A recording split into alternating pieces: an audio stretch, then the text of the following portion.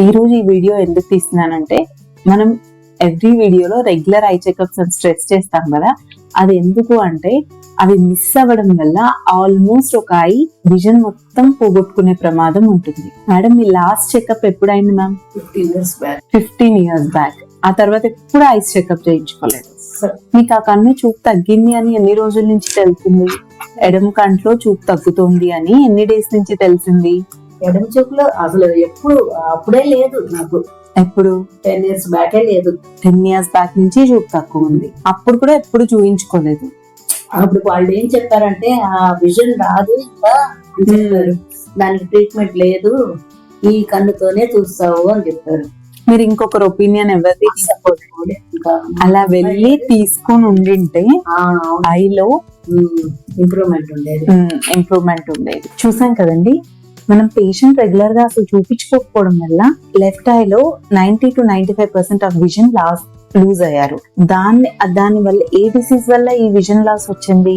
దాన్ని age related macular degeneration అంటారు. ఇందులో 2 రకాలు ఉంటాయి, dry type and wet type. Dry type లో ఏమవుతుందంటే ఓన్లీ ఎల్లో కలర్ ఎగ్జిడేట్స్ ఉంటాయి, పేషెంట్ కి ఏం సిమ్టమ్స్ ఉండవు. వాళ్ళు రొటీన్ చెకప్స్ కి వస్తారు కదా, క్యాట్రాక్ట్ కానీ ఏదైనా వేరే పర్పస్ కోసం విజిట్ చేసినప్పుడు ఇన్సిడెంటల్ గా అవి కనపడతాయి. ఈ డ్రై ఏఎండి పేషెంట్స్ కి విజన్ ఒకేసారి పోతే slowly progressive loss of vision ఉంటుంది. యాంటీ ఆక్సిడెంట్స్ తీసుకోవడం వల్ల ఈ డిసీజ్ ప్రోగ్రెషన్ కొంచెం కంట్రోల్ లో ఉంటుంది అని తెలిసింది. ఇదే 90% ఆఫ్ ద పీపుల్ లో ఉంటుంది.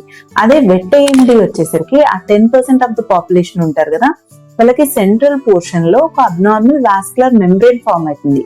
ఈ వాస్కులర్ మెంబ్రెయిన్ లో కొత్త వెజల్స్ ఉంటాయి కదా, అవి బ్లీడ్ అవ్వడం వల్ల సెంట్రల్ పోర్షన్ లో విజన్ లాస్ ఉంటుంది అన్నమాట. వీళ్ళకి మనం వెంటనే ఐడెంటిఫై చేసి డిసీజ్ డయాగ్నోస్ అవ్వగానే ఇచ్చే most common treatment intravitreal injection, anti VEGFs అంటారు అన్నమాట. మనం ఇవి ఎన్నిసార్లు తీసుకోవాల్సి ఉంటుంది?